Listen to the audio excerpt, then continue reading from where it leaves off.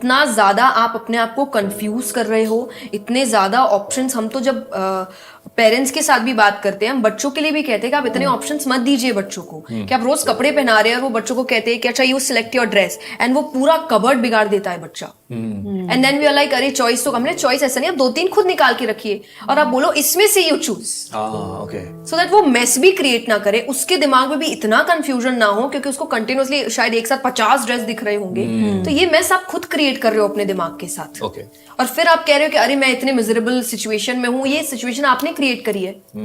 तो कुछ चीजें मुझे लगता है पुरानी ही अच्छी थी। बिल्कुल, हर चीज नई अच्छी नहीं होती है और हर चीज पुरानी खराब नहीं होती है। तो आई थिंक लव वाइज पुरानी चीजें ज्यादा better. I was about to say the same भाई, लव वाइज तो मुझे लगता है जो पुराना था वही बिल्कुल गोल्डन था। पुरानी जीन्स ही है। मेरे तो जेनेटिक्स ही बिल्कुल पुराने हैं। I'm an old soul in this new body. प्रिया दीप्ति 01 का ये सवाल है कि why millennials don't want to commit and prefer casual dating and situationship। हाँ, आई थिंक अभी करंट जनरेशन के दे आर सेइंग सो इसी इसका 2 रीजन हो सकता है। 1, so they have in numerous options, तो उनको हर वक्त जो हमारा एक क्वेश्चन भी था, डर लगा रहता है कि यहाँ कमिट कर दिया और वहां कोई बेटर मिल गया तो बड़ी इशू हो जाएगी, तो कमिटमेंट करो ही मत जब तक कोई बेटर नहीं मिल जाता। और ये मुझे लगता है 60-70 के हो जाएंगे और इनको कोई बेटर मिलेगा ही नहीं क्योंकि ये इसी वेट में रहेंगे कि अभी जिसके पास है उससे भी बेटर कोई हो सकता है।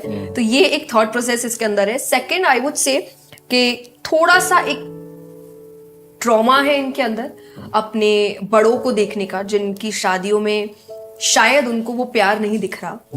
तो ये शादी से और कमिटमेंट से बहुत डरते हैं। मेरी कॉन्वर्सेशन मेरी मम्मी से हो रही थी कि मुझे लगता है ना ये जनरेशन शादी नहीं करेगी। अच्छा। मतलब बहुत बचेगी शादी से, नेक्स्ट जनरेशन वापस बैक टू नॉर्मल हो जाएगी। ये वाली ना बड़ी कंफ्यूज जनरेशन हो चुकी है।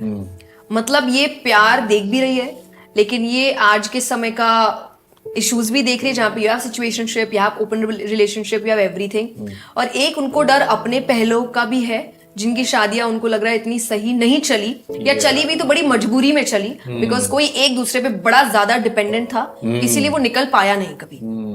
राइट। तो वो बड़े डर में जी रहे हैं अभी कि जो चल रहा है चलने देते हैं, ज्यादा आगे नहीं बढ़ते हैं, या ज्यादा कमिट नहीं करते हैं, या बहुत ज्यादा शादी वाले फेस में नहीं जाते हैं। जो मुझे फील होता है लोगों से बात करके कि ये जनरेशन इस डर में थोड़ा जिएगी और ऐसे ही रहेगी। अगली से आई थिंक बेटर हो जाएगा वापस, दिल be getting married and having kids and everything. अभी वाला हमारा बच्चा तो सही जगह पे हो जाएगा फिर, क्योंकि वो उस जगह पे पहुंचेगा जहाँ पे सब सेटल हो रहे हैं। बड़ी अच्छी बात है। तो आपको होती है घबराहट खुद के लिए? बिल्कुल, मुझे भी लगता है कि क्या कुछ मिलने वाला नहीं, चांस नहीं। कोई चांस नहीं। मुझे क्या, मेरे पापा को जब मैं बताती हूँ कि पापा ये होना चाहिए, मतलब ओके बेटा हम ही रहने वाले साथ, मतलब हमें लग नहीं रहा तुम्हें तुम्हारा मिलने वाला है। बट आई थिंक जी आपने कहा ये तो क्या है वो ये मुझे यही मेरे जैसा इंसान चाहिए जो मॉडर्न भी है पर ट्रेडिशनल भी है, क्योंकि मॉडर्निज्म के साथ ट्रेडिशंस को समझना is a very big task आज। राइट। कि आप जिस तरीके, जैसी मैं हूँ, जितनी मैं रिलीजियस हूँ, लेकिन येट मेरे अंदर मॉडर्निज्म को लेकर भी जो एस्पेक्ट्स मुझे अच्छे लगते हैं मैं काफी बहुत जल्दी से ग्रास्प करती हूँ। अच्छा। मुझे प्रॉब्लम नहीं है उन चीजों में, मैं रिजिड नहीं हूँ कि अच्छा नहीं यही चलता आया था तो यही चलता रहेगा। अगर मुझे लगता है कुछ नए जमाने की चीजें अच्छी है, बेटरमेंट के लिए है, मैं उसको ग्रहण करती हूँ। सो ये दोनों चीजें, और ये हर जगह है। तो फिर संस्कार मॉडर्निज्म अगेन आ जाता है कि यहाँ पे मैंने स्पिरिचुअलिटी और मॉडर्निज्म का, वहाँ संस्कार मॉडर्निज्म हो गया। और अगेन ओल्ड स्कूल भी हो और न्यू स्कूल भी हो, दोनों का मिक्सचर हो, जो है मेरे अंदर। टचवुड मुझे लगता है भगवान ने बड़े अच्छे से ये परसेंट बनाए हैं। मुझे ऐसा लग रहा है क्योंकि I don't know much about your personal life, लेकिन क्योंकि आपने शायद अपने मॉम डैड के रिश्ते को जो अपने सामने देखा है, वो एक आपके लिए कहीं ना कहीं एक सेट बेंचमार्क। जैसे मेरे लिए मेरे मॉम डैड का बड़ा सेट था यार, अपने को तो शादी करनी है और ऐसा रहना है जैसे कि ये दोनों रहते हैं। बिल्कुल, बहुत हाई स्टैंडर्ड्स है मेरे तो। और उनका मतलब उनकी लाइफ देख के मुझे लगता है मेरे पापा अभी तक जिस तरीके से you know he is, I don't know whether should I say this on camera. He's romantic, expressive. Yes, very Oh, expressive. how sweet. और I don't know, I mean अभी भी I feel कि इनकी कल ही शादी हुई है ऐसा लग रहा है। how sweet. Touchwood. So I am like I want this at this age. Wow. यहाँ तो 2-3 साल में खत्म हो जा रहा है इंसानों का, उनका प्यार खत्म हो जाता है, उनकी बातें खत्म हो जाती है। और यहाँ इतने साल हो गए, बच्चे हो चुके हैं, और उन्होंने लाइफ के सारे अप्स एंड डाउन्स देख लिए हैं कि उनकी लाइफ एकदम एकदम कुछ नहीं से शुरू होके सब कुछ पे हो गई है, फिर बीच में कुछ नहीं हुआ, फिर सब, और सब में they were there together and not blaming each other, दूसरों पे अपना गुस्सा नहीं उतारना, उन चीजों का एक साथ खड़े रहना, और उन प्रॉब्लम्स में भी एक दूसरे को टीस करना ताकि सामने वाला थोड़ा खुश हो जाए, मुस्कुरा दे क्योंकि दिन अच्छा नहीं है।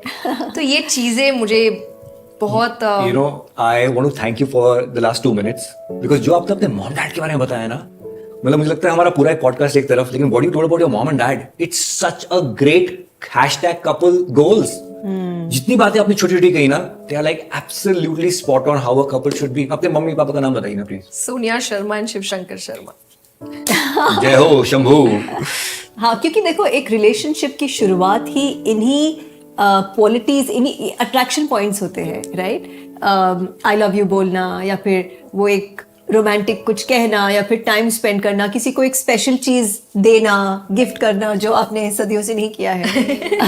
हमेशा हमारा पॉडकास्ट ये कि एक कंप्लेनिंग जोन क्यों बन जाता है मेरे लिए? ये घूम फिर के मेरे पास घूम फिर के ये तीर मेरे पास कैसे आ जाता है एक Couple चीज? of things. You know, but don't I do sometimes? I say, "Hey, Amrita, listen ना. हाँ. Did I tell you that? What? That I love you."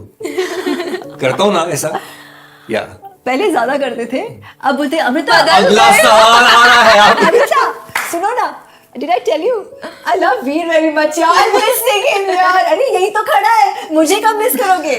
Okay, ये बहुत ही बढ़िया आपके सामने सिचुएशन है, सॉल्व कीजिए, बताइए इसका समाधान। क्योंकि बहुत होता है कि पहले ऐसे होता था और ऐसा अब नहीं होता है। मेरा ऐसा मानना है कि पहले ऐसा होता था, अब ऐसा नहीं होगा, अब ऐसा होगा, और ये भी खूबसूरत है, फिर ये ऐसा नहीं रहेगा, फिर ये भी चेंज होगा, और फिर वो खूबसूरत है, और हर वक्त की खूबसूरती को एंजॉय करते चलो, ऐसा मेरा मानना है।